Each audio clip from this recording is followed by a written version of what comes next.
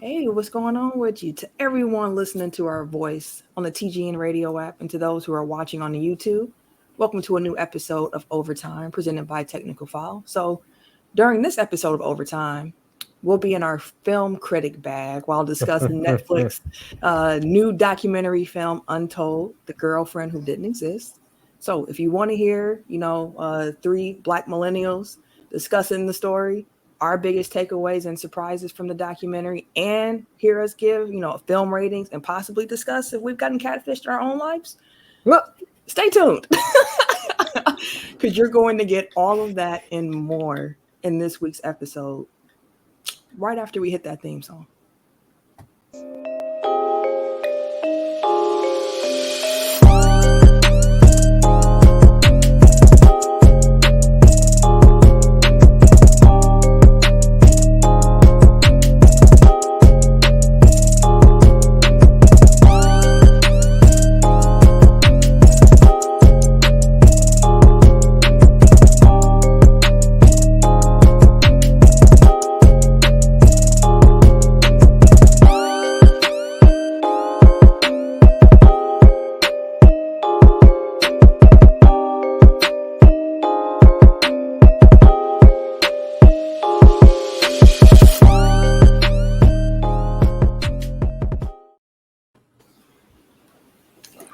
it's your boy TIMKINZ, the number three, aka Ask Ketchum, aka Mr. Give It To Me. I'm trying to be a little courteous because of the neighbors. You can hear me down the hall. I ain't trying to be that loud tonight. Any other night, I don't give a thing. I'm the RJ. Only known as The RJ. And I'm Camille, point guard of the crew, the real life Tifa Lockhart, the girl next door, holding it down for all the women who love sports. And Kay Harris, the gentleman, is not joining us tonight. But again, as we said during episode 261, make sure y'all keep him up in your prayers and your thoughts and send all the positivity that you can to For him. sure. Ken, we love you, bro. So, as mentioned ahead of the intro, we are going to be talking about Untold, The Girlfriend Who Didn't Exist, which is, for some background, a Netflix original documentary film that was released on August 16th, 2022. The film is the sixth installment in the 9-part Untold documentary film series from the streaming giant. On a previous edition of Technical File Cinema, TECK Foul Cinema, we actually reviewed the Malice in the Palace episode of Untold. So if you're interested in that, go on back and check that out. But this story in particular, it follows the life and career of All-American Notre Dame football player Manti Te'o and explores how an online relationship threatened his career and his legacy. So it should go without saying, if you have not yet seen this documentary and you don't want to hear any spoilers, or you're unfamiliar with the story and you want it all to be new, now is a great time for you to X out of the YouTube video or close the TGN app. We appreciate you for staying through the intro because we know it knocks, so we appreciate that part. But go ahead and turn on episode 261 or something like that if you want to get your tech file fixed. But for everyone else, if you've already seen it or spoilers don't bother you, it's go time. So, fellas, I want to know first and foremost, prior to watching this documentary, what did you remember about Manti Te'o's story? That he had one hell of a senior season in the name of a girlfriend that didn't exist. It's pretty much what I was explaining to Sam. I was like, I don't know if you remember it or not, but pretty much he had this whole scene. I didn't know. I can't remember. I didn't remember his grandma. I just remembered the girlfriend, which is pretty sad actually. But yeah, I was like, that's mainly our thing, bro. Like he had a whole season. This man was about to win the Heisman as a linebacker, supposed to be top 5 pick in the NFL draft, all kind of stuff like that in the name of a woman that didn't exist. So then we turned it on. E, what did you remember? I remember that there was a hoax. Like, obviously I remember the football player, but I feel like that's a given. I remember the hoax. I remember the original story, like not really paying attention to it. Like I knew that he had like some, sob story, but I try not to get too wrapped up into that stuff with sports. It's like everybody got a story. Like not to dismiss it, but it's just like I feel like that stuff kind of clouds like the conversation around things. So I just try to like look at it from like what's going on the field, that type of stuff. And then I remember Tuiasosopo just because like I remember Marcus Tuiasosopo when he played UCLA or Washington, University of Washington. Like that was his cousin. So like that name always stuck out to me, and I remember like there being a conversation of like whether or not Manti was part of it or not. And I don't really remember the resolution. I didn't remember the resolution to that rumor. And I just thought it was all kind of odd situation. Yeah, I'm someone who personally doesn't watch a lot of college football.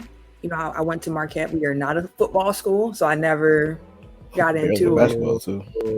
No, well, we a basketball school, way more than UWM, but that's neither here nor there right now. We ain't talking about all that. But we are talking about is just this story. And I remember Twitter. That's what I remember more than anything. I remember the jokes because I was like, okay, so what's his story? All I knew was he had a fake girlfriend. I didn't even know about the grandmother part until I watched this documentary. I just remembered he had a fake girlfriend. And it all came out like after he was a Heisman finalist, and people were saying that's part of why, you know, he was on that stage as a finalist, his whole story, what he was playing through, and then wondering if he has something to do with it. And again, all of the jokes that came out of it is like what comes to mind for me first. So yeah, when I heard that he had a fake girlfriend, like my initial reaction was like, wait, what? What do you mean he had a fake girlfriend? Because like it just didn't make sense to me. I was like, how? What are you talking about? Like, yeah, it was wild to me. But what surprised y'all most when watching this doc? Because it seems like we all kind of had some gaps in our knowledge about the situation. So what surprised you the most? Actually, backtracking, one more thing that I remember is that it was supposed to be like Tuiasosopo plus like other people involved. Like it was a whole conspiracy, like a whole. Like I do remember that part of it, where it's like it was like multiple people, but like this is the only name that came out, right? But the thing what was your question? What surprised you the most while watching this documentary? That I had much more sympathy for Teo than I expected to coming in. That's interesting. So going into it, did you think he had something to do with it, and that's why you weren't sympathetic? Like I said to the last question, I remember like that being a rumor, so I don't know if I necessarily thought that, but like I do remember it being like skeptical to like you ain't have any clue, you ain't know at all, like you ain't have no inkling.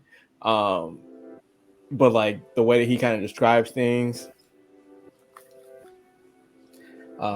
it does seem like he was the victim, but because of like football culture and stuff, like he didn't want to really admit that he was a victim to a lot of things, and he just kind of went with the flow. And it's like, I think I made that point on episode 261 about Fernando Tatis Jr., but it's like we look at these athletes and they're like in their early 20s and we're like, well, you're a professional, you should be mature and you should know better. And it's like, grand scheme of things, like these are kids and kids make mistakes.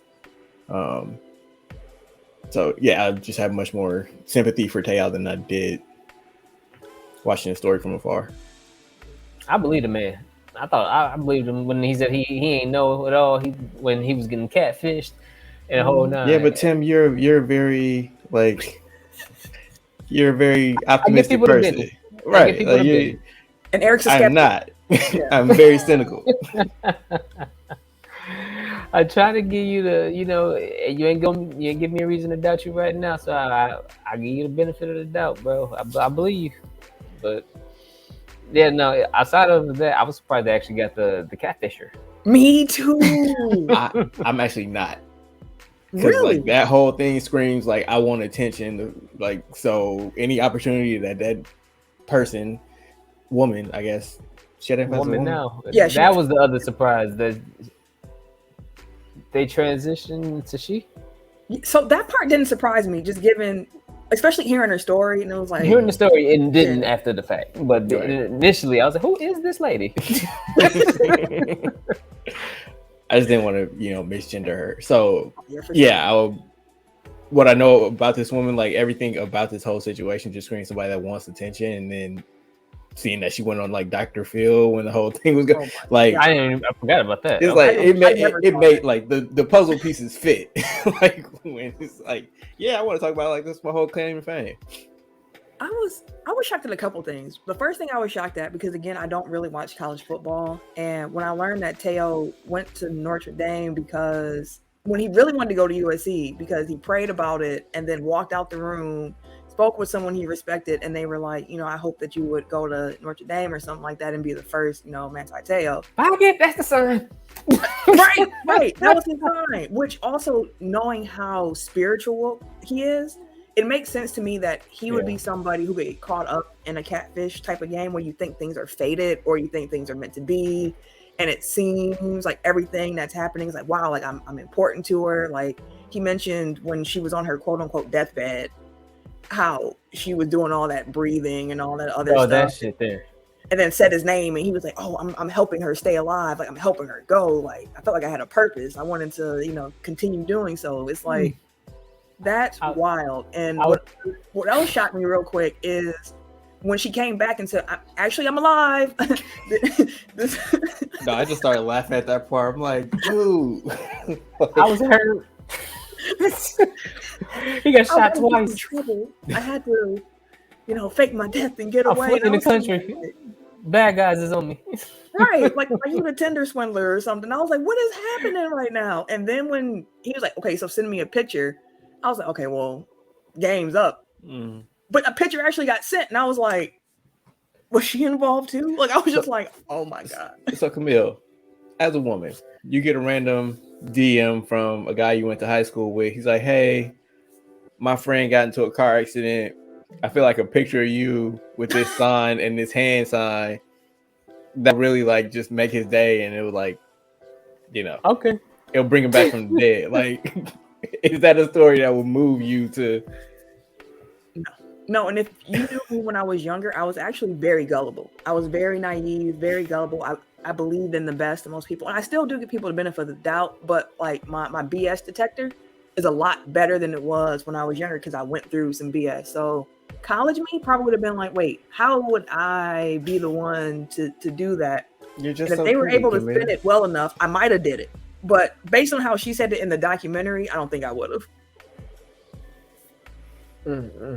Like I was hoping that they would have her. Like that's the person I was most interested in hearing from. Is like, how did you feel like you're a dead woman like to the world? Like how did nobody in your circle like not watch nobody or whatever? Like I understand sports is kind of siloed, but like that was national news for a significant amount of time. Like your parents didn't call you. The family didn't see the scene. You weren't dating a guy that was like in the football. Like they just all in a small town together.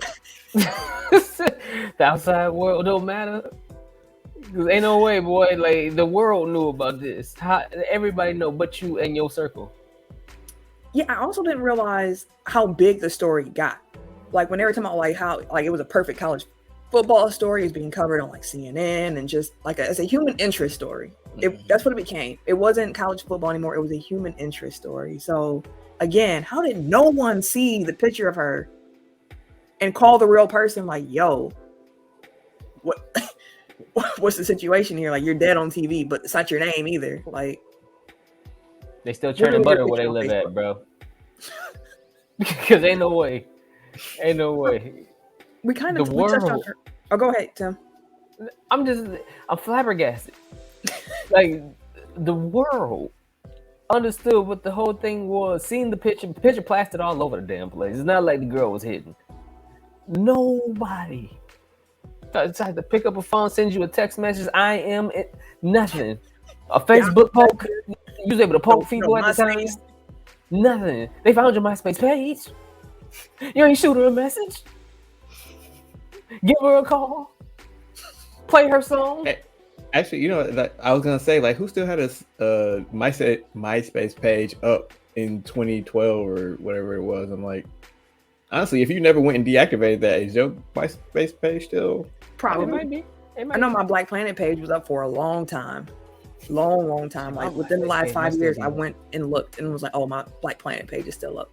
I have no I idea don't what my even know what password mine is. I was is. gonna say I'm gonna try to No, I to didn't know get the in. password. You used to be able to search by email address, and I remember what my email address was in high school. So I was able to search Black Planet and see the page, and boy, was that embarrassing. But So, any enterprising internet hackers that that listen to this show, if you want to, Don't do it. oh you no, want to try to find Camille's old Black Planet page, you've got Is some it- interested parties that will that will pay a It's pretty kind of like penny. Kevin Durant's. Just looking for a fine young tender. I'm 6'9" now. Who? let me ask y'all this though. So again, Renaya / was in this documentary talking about her story, how she ended up in the position of catfishing, how she felt about it throughout the whole process, what she was thinking. How do y'all feel about her? Like, what do you think about her? And just all the tomatoes. Okay, bro. so she has explanations for a lot of things, right? Give a fuck. But like, there are certain things like we didn't get, like when she basically said, "I'm resurrected from the dead." Like, we didn't get any spin there, and it's like that's a very important part that you got. Like, what was your like? Was that just your Hail Mary? Like, oh, I think I'm gonna get. Like, I can understand that it's something that you got into and it just kind of spiraled outside of your control. So you Like, I don't excuse it, but I can at least understand how we got here. But like, you had your out, and then you just wanted to. The fact that she killed herself, like, you know what? I'm mad today. wait. To be fair, although it's weird to use the word fair in the situation, Ain't no damn fair with this one. That's what Bold tomatoes. She didn't kill herself for that reason. She killed herself because she knew she couldn't keep the gig up too much longer. Like, and she was mad. Yeah, she was bad. Like, that was why she did that day. I got a tragic. And I wonder if she would have known that his grandma died, and that's why he was being distant. If she would have, waited.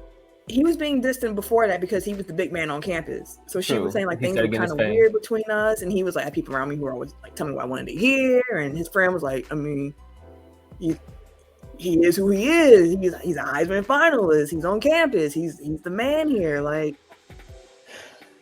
well, I felt like right before, like when he was saying like, oh, that day, like I was just like I was short with everybody. Like I wasn't, like I was even more like to myself. So like I guess I thought that was kind of like a direct react. Like that was just like the final straw. Like that's what. He blown me off. So I'm dead. Like.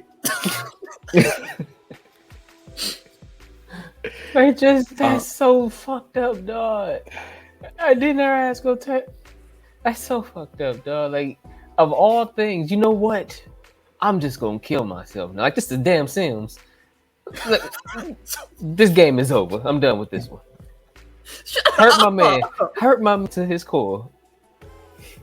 He was on his way to stardom and superstar glory. So, like, because you having a she bad really damn ruined day. that man.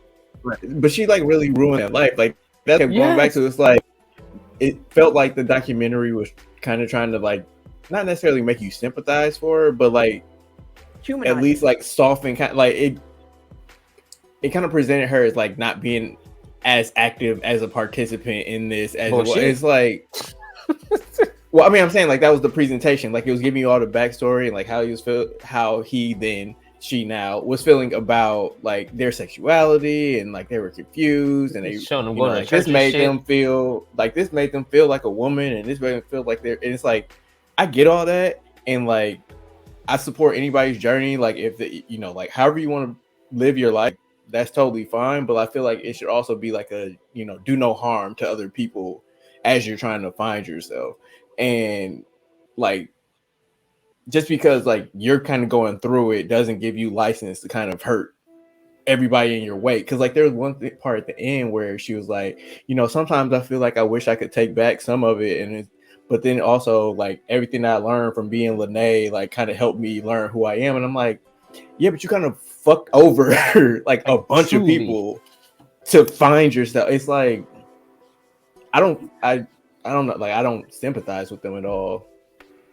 In that regard. Yeah, I feel you. I don't think sympathy is the word that I use. It humanized her story to me a bit, where it was like, sometimes I just want to know what people were thinking. Like, why did you do what you did?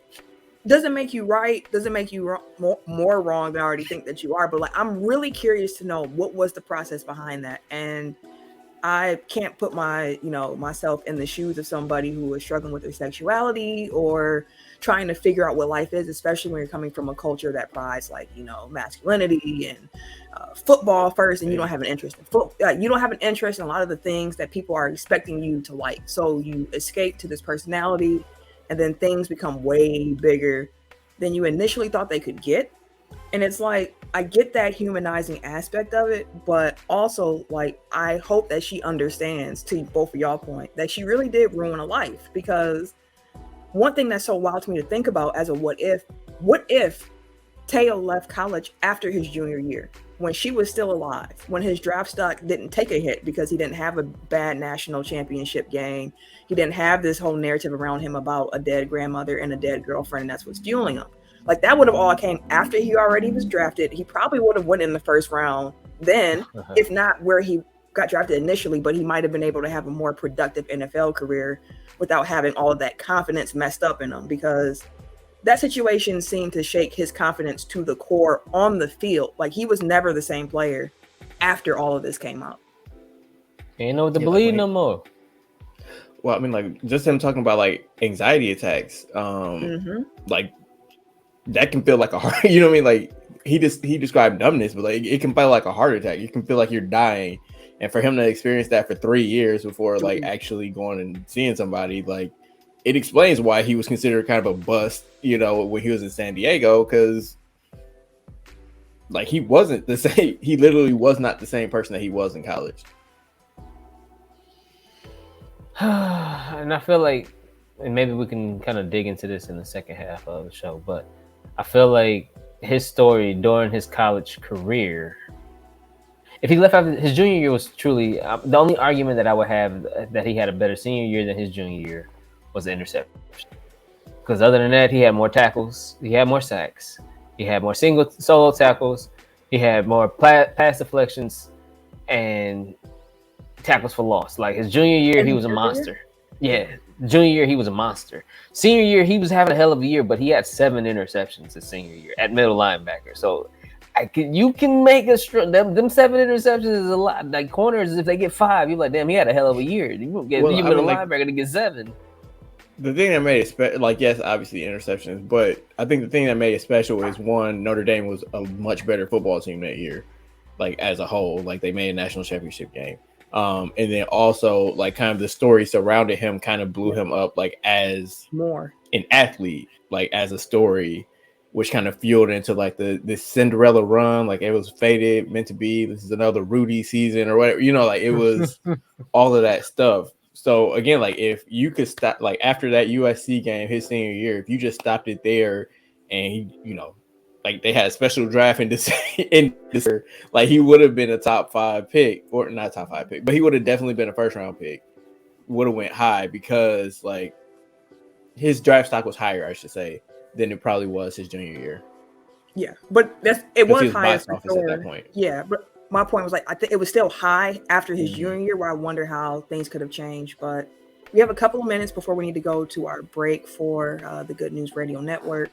And I want to have a deeper conversation about catfishing, because this was really like the first time people heard of the term or was familiarized with what it was. And I want to talk more about, like, how do y'all think the relationship was able to last as long as it did under these circumstances? But going into break, have any of y'all been catfished, or have you ever thought that you might be getting catfished?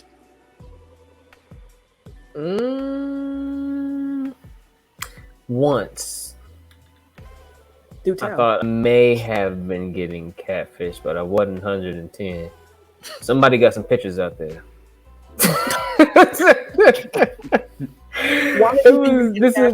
This is young Tim, like, years and years ago. I would hope. It was from Facebook, and it was some chick that I thought I met in person. So that's the only reason why I added her as a friend at the time. But she was also added by a whole bunch of people in my circle that knew her at the time too. So I was like, oh, okay, whatever. But then the interactions that we had didn't seem like it was her. It was kind of weird. So somebody out there got some pictures. I am pretty sure I've been catfished, but I knew, like, from the beginning, I was like, this doesn't feel right. So I never like fully put any effort into it or believed in it. I just kind of let it just ghost away. But I also did, with a couple of friends, make a fake Facebook profile to prank friends. Oh. So we were catfishing our friends, but we told them like the very same night. We didn't let it go on long. We just wanted to know how many of our friends would accept somebody who they did not know, did not have many mutual friends with, and what could we get off in the message. So we we catfished some of our friends, and some of them were really going. I was just like, y'all don't know this person. So then later on, like as a like learn, and they were like cracking up, like, oh yeah, you got me. I'm gonna be more careful going forward. I don't think they were more careful going forward. Not a chance. How much time we got? That's funny. About 50 seconds. All right, real quick. Closest I came was like there's a shoe forum. Well, there was a shoe forum called Nike Talk. So then like I followed a bunch of people from Nike Talk on Twitter, and then like just Twitter, you have like interactions, like people responding to tweets, whatever. Y'all know how Twitter works. But and then it was like she didn't have any pictures up, and then then she like wanted to talk, and I'm like, yo, FaceTime me. And then like right before she FaceTimed me, she sent me her picture. I was like, delete. So it was like I wasn't going, but it was like it was close. If somebody doesn't have pictures, like if somebody don't have pictures on their profile, be skeptical. That's a fact. And just ask for a video call. Yo, we gonna again, talk being about cynical that. Helps. Like we're gonna hit this break. Not gonna get me. We're gonna be right back.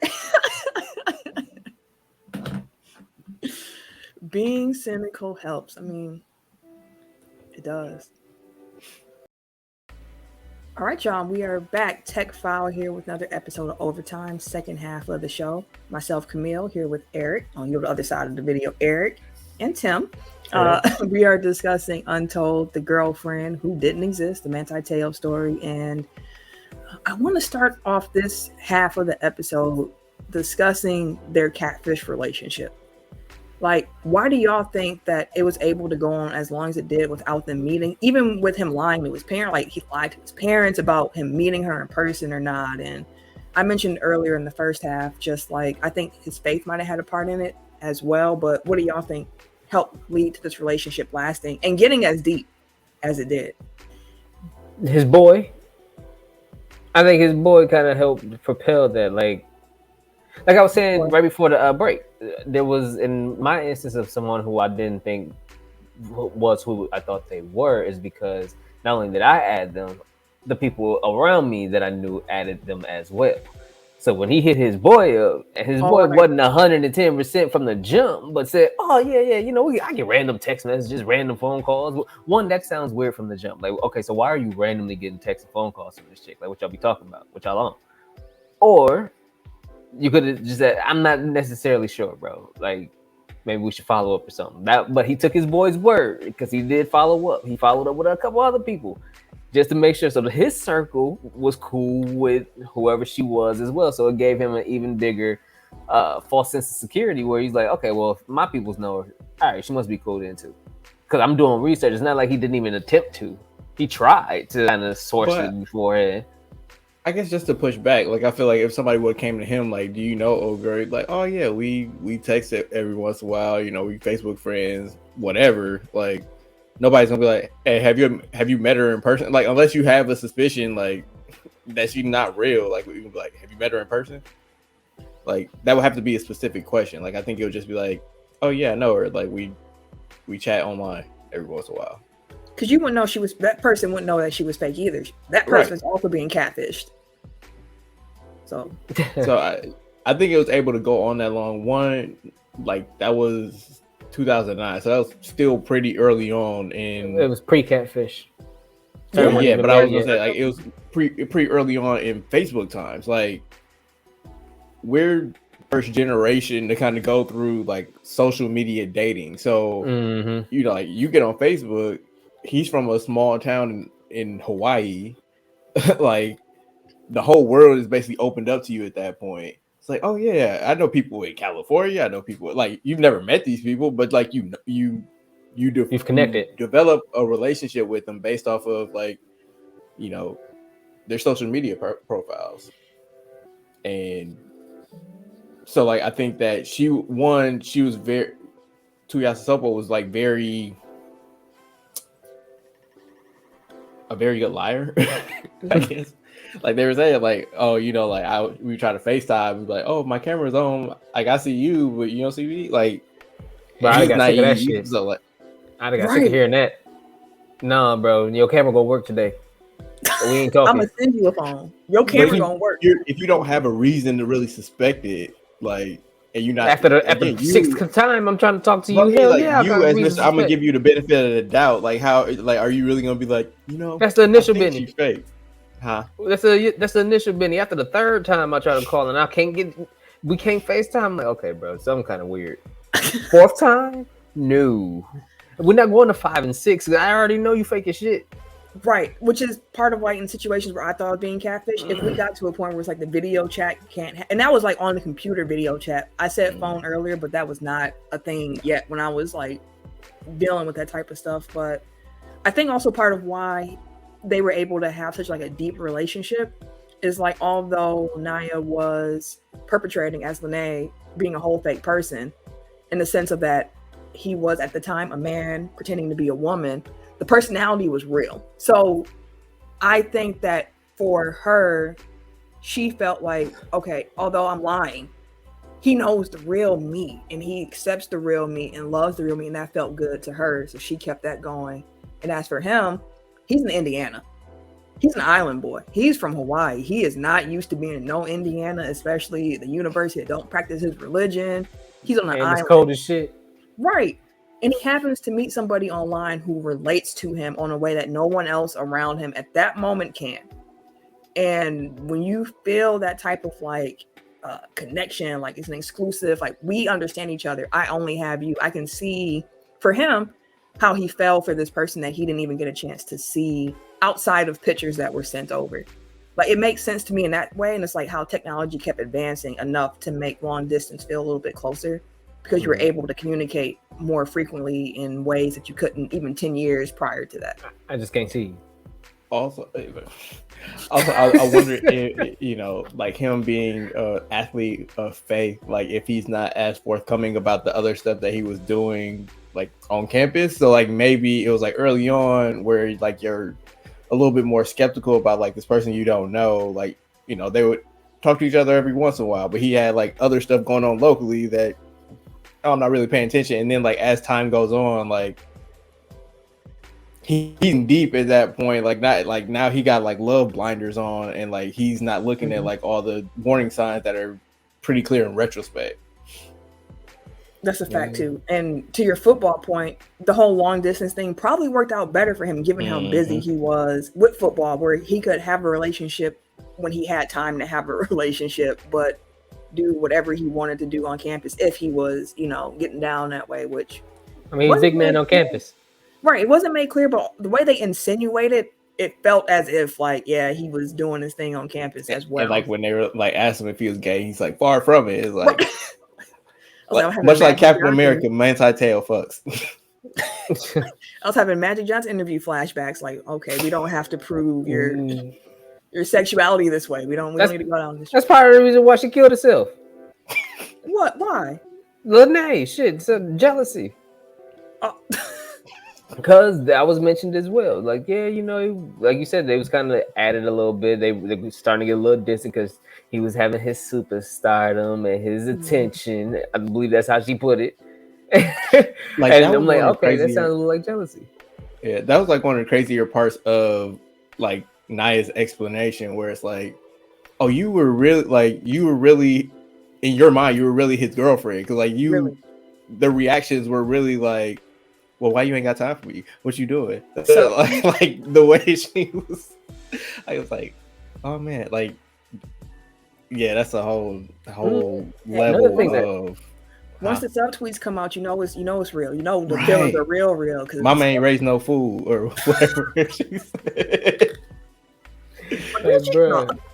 But the other thing that falls into jealousy that I think may have been overlooked by some was the during their relationship towards the end when he started becoming like getting a lot of attention nationally and things of that nature. Lene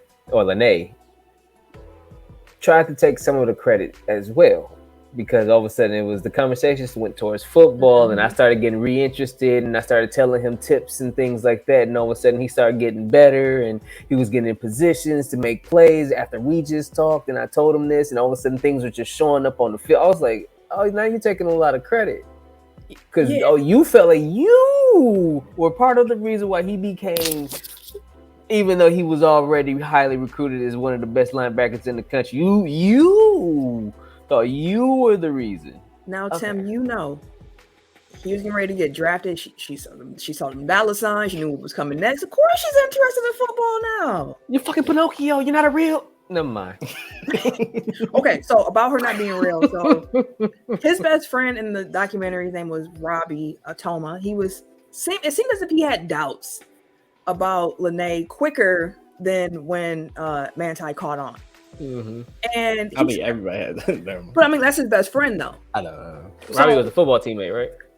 Yeah, and they had grew up together, and they were like, they were boys. They called themselves twins. Right. So, a question I have for y'all: would y'all have told if your best friend was in a situation similar to this, and you started having doubts that whoever they were talking to was not real?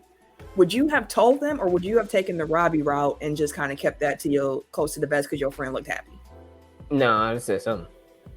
Yeah, me too. Something. Just like, hey, you don't think that's weird that you only seeing pixels, bro? You ain't seen an actual face?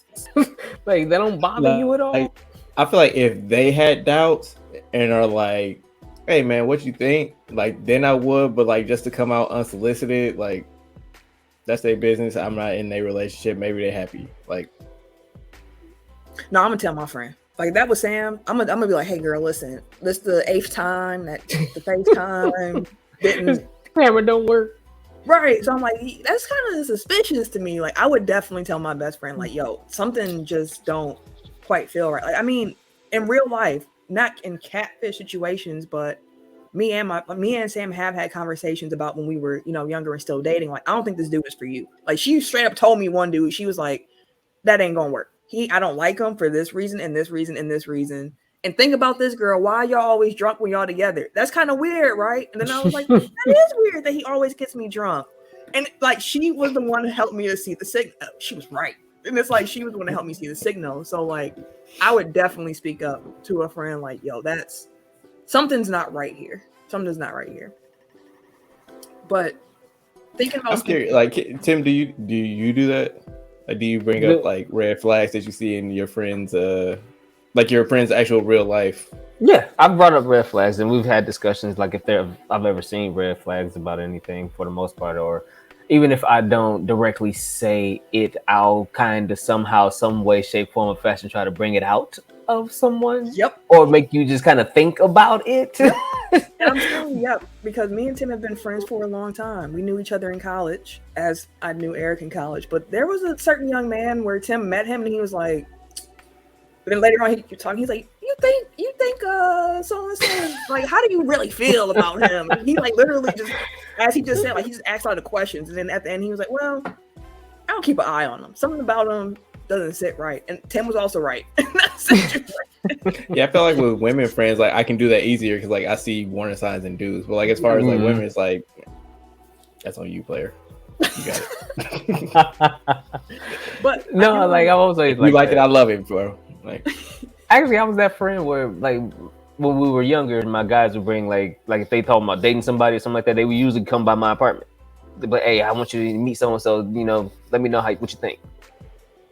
I was that friend. So I was like, oh, okay, cool. They'll come through. And I was always nice, It's normally easier to read other people's situations than it is to read your own. So that's why I always appreciate it. People who I trust speaking up. Because there were some situations where a person I thought was a friend was only saying something to try to get on with who I was with. So once you're able again to have that BS detector and to fill things out and know who you really trust and who can be trusted, then that whole communication cycle gets a lot easier. But talking about communication, do y'all think that Manti Te'o should have spoken up earlier once he got that phone call from Lene saying like, "Oh, I'm alive. I wasn't dead actually, and here's a picture." See, that's tough now. Now that one was a tough one because you gotta. I'm alive. I'm dead. I'm alive. I'm dead. Fuck you. You know that damn TikTok, like, bro. That's kind of like he got hit with. I just lost the love of my life. In essence, how he felt at the moment, and my grandma. And now all of a sudden you turn around and like, oh yeah, by the way, I'm Lazarus. Huh? What? And this is before I'm finna go into, like, right before I'm finna walk in front of the national media, bro. I'm supposed to keep a poker face on. Now I'm sitting here the whole time thinking like, damn, I thought she was gone, bro. Like, what? No, like, that's in that situation. That's tough. That's tough because you haven't even had time to really process it yet. Mm-hmm. Yeah, I think that the initial, like he was saying, it was like 2 days before the Heisman ceremony. It's like at that point, like it's still due diligence time. Like I don't think that that's the time to speak up because you don't know what's going on. So like you need to have your story straight before you start talking about this. Mm-hmm. But that interim time, like between Heisman and like, you know, national championship, when he finally tells like his parents and Notre Dame and all that stuff, like I think between all the high-powered lawyers and Boltons and all that other stuff, like y'all have to have that. You gotta get out in front of the story. Mm-hmm. You know, at that point, because it's only a matter of time before it comes out, and you can't just like stick your head in the sand, and you definitely can't be caught unaware, which it seems like they were, like not knowing that Deadspin had the story, not having a plan for how to deal with that. Mm-hmm. Like I think he was right to have sought out the school and let them know what's going on. But I think that between the school, between his agent, between his parents, like that group needs to have like that should be your number one focus. Draft prep, all that other stuff. No, like you need to get this story out because again, like so much of his image and everything was built on that. So like if you, as we see, like you take out that one little Jenga block, like everything crumbles. So yeah. Again, like it would have been better for them to come out and say this is what happened before Deadspin even gets to it. Oh, and like I also feel like Deadspin was kind of like shitty because like they gave him an hour before they published the story. It's like you actually have to, and it's just like we called 2 people and like, oh well, they didn't answer, so we gave him a chance. No, y'all didn't. I am glad that you went there. I am so glad that you went there because I want to talk about the media and how it was portrayed in the media, from ESPN and Bleacher Report and CNN to Deadspin to even Dr. Phil. Like, just what are y'all takeaways with how the story was covered? Like, Eric, you kind of were starting on that path if you want to continue on it. Yeah. What I was going to bring up, like, remember like the Robert Sarver, like when all that stuff came out in the fall. I think that was the last fall. I don't know. It's COVID times. I don't know. Yeah. Whenever that happened, like the Sun started releasing like press releases like every other day about like, it's like, damn, how bad is this story gonna be? Like that's because ESPN's lawyers had to go through that piece with like a fine-tooth comb to make sure like everything was properly reported, that everything that you gave the organization the opportunity to respond to everything, like make sure basically you can't get sued for misreporting things. And like I get that Deadspin isn't the same level of operation as ESPN, but like there are, like he even said himself, he's like, you know, the proper thing to do is to give the subject of the story enough time to properly respond to it and give a comment if they choose to. Like giving somebody 1 hour after they missed your call, that's some bull. That's not a sufficient time, you know, like actually get them to decline, like, no, I have no comment, basically. Or if it's like days, and I get it, you don't want to get scooped, but I also understand from Deadspin's perspective where like they're like, this is the story that we intended, this is how we intended to present the story, is that it's on the part of these larger media corporations, which it was, because like the fact that y'all just ran with whatever Manti says, like, oh, this is what happened. You know what I mean? Like nobody fact checked that in the whole 2 months or whatever it was that this was a major story. Like y'all can't even notice between yourselves, like, oh, there's so many details that don't like that was bad reporting on the part of ESPN, CNN, whoever, Fox Sports, whoever else it was. So like I do get it from that perspective. And then even after the story broke, like it wasn't ESPN that like we made the story. It was just like running with, oh, maybe he's gay, maybe it's maybe he's part of the hoax, maybe it's this, maybe it's that. Like there was no responsibility taken by the media itself on the story that they got wrong in the first place. They just pushed it all onto like tearing down this dude that they just spent the last 2 months building up. Facts. And it made me think of first they love you, then they hate you, then they love you again. Like that's literally his whole story. They loved him, then they hated him. Like they were saying he was more hated than Lance Armstrong, and dude was cheating. And the Tour de France. Like he was he actually like perpetrated a hoax.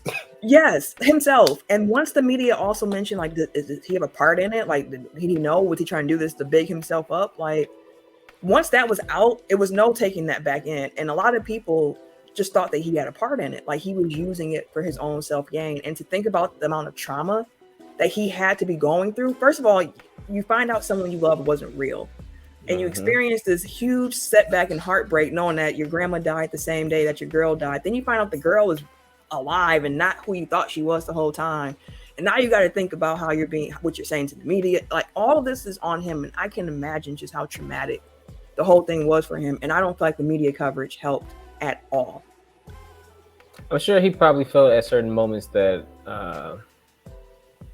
like with the concentration thing, for example, that some people are like, oh, well, once it broke, like, why is it that his performance went down that bad, like mentally or whatever the case? And he's like, okay, you're in the middle of the field and maybe your mind ain't on that play. Maybe your mind is, damn, what the media gonna say now? If this gets out, what they gonna feel about it?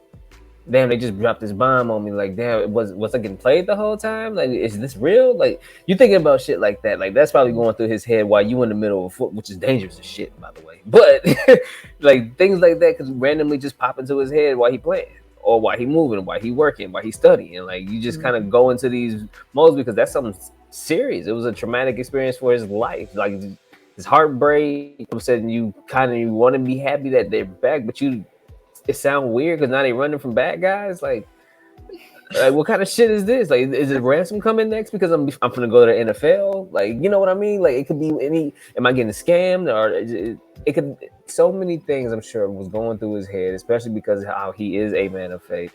The way his family's perceived, the way all of that shit probably just came into play.